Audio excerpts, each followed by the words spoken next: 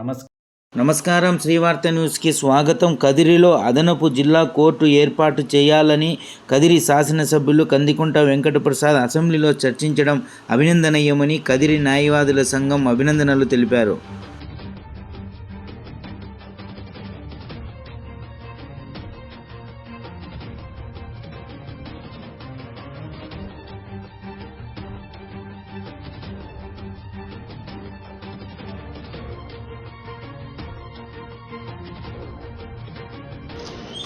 ఒకటి కదా రాసి ఇచ్చిన వారు పాములయ్య గారి శ్రీనివాస్ వీళ్ళ దగ్గర వీళ్ళది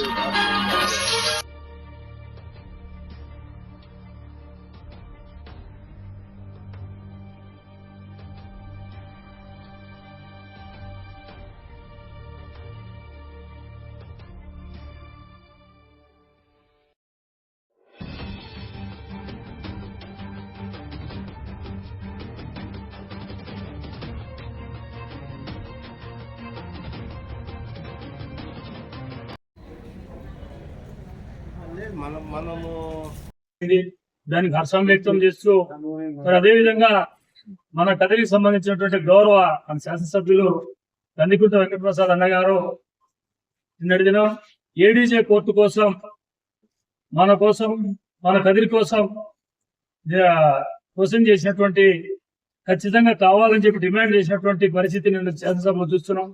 మన కోసం అన్నగారు అట్లా అడిగినటువంటి దృష్ట్యా మనం థ్యాంక్స్ చెప్పాల్సిందిగా కోర్టు మరి ఈ తీర్మానం చేయడం జరుగుతుంది.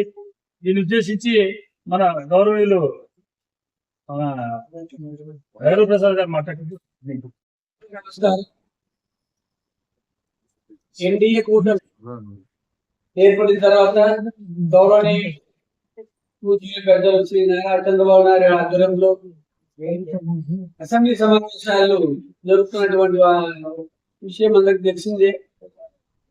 మరి అసెంబ్లీ సమావేశాల్లో రాయలసీమ శ్రీకాళ వాంఛ ఇక్కడ ఒక హైకోర్టు ఉంటే బాగుంటుంది అని ఇక్కడ హైకోర్టు బెంచ్ అయినా మనకి ఉన్నటువంటి మన కోర్టు తీర్చేటువంటి వారు మన చంద్రబాబు నాయుడు గారు, మరి అందుకు సహకరించినటువంటి ఉప ముఖ్యమంత్రి పవన్ కళ్యాణ్ గారు, మరి ఈ కుటుంబ ప్రభుత్వానికి మేము చాలా బాధ్యత చేస్తున్నాను. అదే కదిరి ప్రాంతాన్ని అసెంబ్లీ దృష్టిలో అసెంబ్లీలో కదిరి ప్రాంతం యొక్క ప్రజల సమస్య మరి అదనపు కోర్టు అలాగే గౌరవనీయులు కదిరి గారు అదనపు కోర్టు అక్కడ చెప్పడం జరిగింది. మరి ఆయన పోరాటానికి మేము కూడా ఆయన సహకారాలు అందిస్తాం. ఆయన కూడా మాకు సహాయ సహకారాలు అందించి ఈ కోర్టు అందించాలని చెప్పేసి కోరుతూ,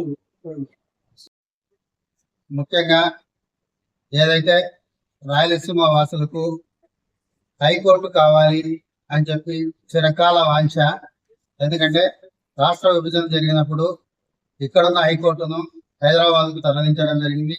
ఆ తర్వాత శ్రీబాగ్ ఒడంబడిక ప్రకారం హైకోర్టు ఏర్పాటు చేయాలనే ఉద్దేశంతో అప్పటి నుంచి న్యాయవాదులు అయితేనేమి, ఈ రాయలసీమ ప్రాంత ప్రజలైతేనేమి అందరూ హైకోర్టు కోసం చాలా సార్లు ప్రయత్నం చేయడం జరిగింది. కానీ అవి కొన్ని సందర్భాల్లో జరగలేకపోయినాయి.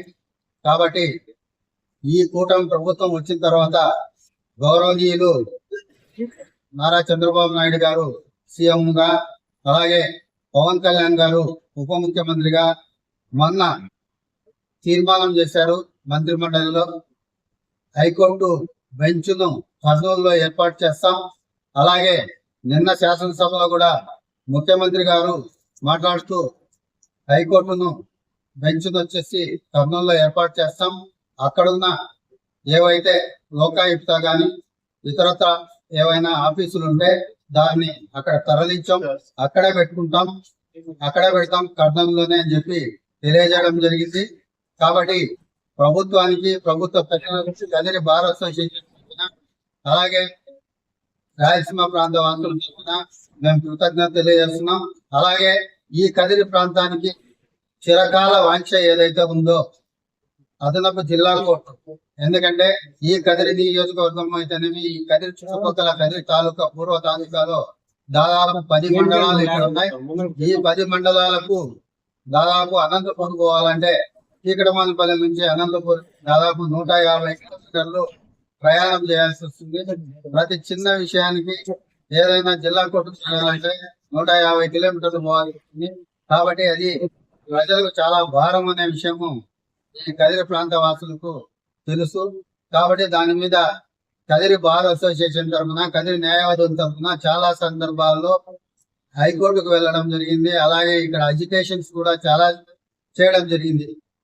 అవన్నీ దృష్టిలో పెట్టుకుని గౌరవ శాసనసభ్యులు, కదిరి శాసనసభ్యులు శ్రీ కందికుంట వెంకట ప్రసాద్ అన్న గారు నిన్న అసెంబ్లీలో సమయం వచ్చింది కాబట్టి ఆయన ప్రస్తావించడం జరిగింది. అలాగే ముఖ్యమంత్రి గారికి, లా మినిస్టర్ గారికి తెలియజేయడం జరిగింది. కదిరి ప్రాంతంలో అదనపు జిల్లా కోర్టుని ఏర్పాటు చేయాలని చెప్పేసి ఆయన ఘంటాపథంగా కోరడం జరిగింది.